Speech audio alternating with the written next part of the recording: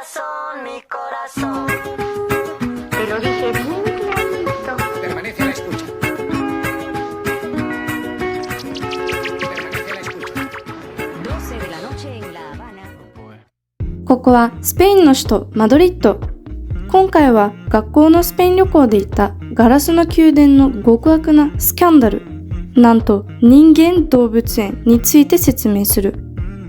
ガラスの宮殿は1887年にレティーロ公園にフィリピンの文化の展示のために作られた。なぜフィリピンの文化が展示されていたのか。これを理解するために、はじめにフィリピンとスペインがどのような関係だったのか簡単に説明する。東南アジアに位置するフィリピンはもともと様々な先住民族が共に暮らしていたが、1565年にスペインに植民地化された。スペイン風の街をフィリピンに築き、マニラという都市を利用してスペインの貿易が栄えた。スペインの文化が広まったことによって、フィリピン人の名字や名前の多くはスペイン語から来たり、スペイン語から由来しているフィリピン語の語彙は数多くある。また、ベトナム語も最初は漢字で書かれていたのが、フランスに植民地にされた影響によってローマ字で書くようになったと同じように、もともとバイバインで書かれていたフィリピン語はスペイン人の影響によってローマ字で書かれるようになった。このようにフィリピンはスペインの影響をたくさん受けた国である。では、ガラスの宮殿とは一体どんな場所だったのだろうか。ガラスの宮殿ではオセアニアの自然や諸島の地理、動物、植物などといったフィリピンを代表する8つのテーマが展示されていた。そのうちの一つに人間動物園が催された。豪華な建築物であるガラスの宮殿とは反対に、スペイン人を楽しませるだけのために設置された残酷な黄金の鳥かごである。スペイン人は見た目や生活習慣が違うフィリピン人のイゴロット族43人を奴隷にして、フ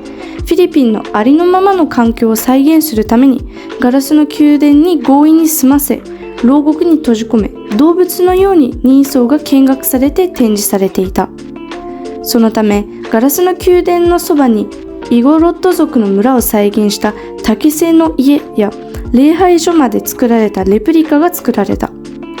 宮殿での生活環境は非常に厳しく、病気が広まったり、生肉と生魚を元に作った食べ物を与え、フィリピン人が数人死んでしまったことなどあり、彼らは苦しんでいた。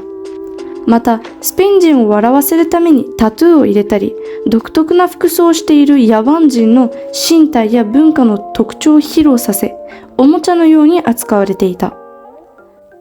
このようにガラスの宮殿は美しく豪華な建物ではあるものの、残酷な人間動物園が催された場所である。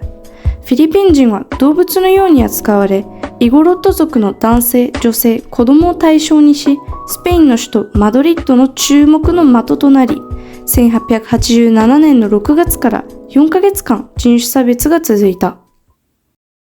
I've seen you in a movie, I heard you in a song. Now I know that this will never go wrong. Like you already knew me, that's why we get along. Yeah, I know that this will never go. "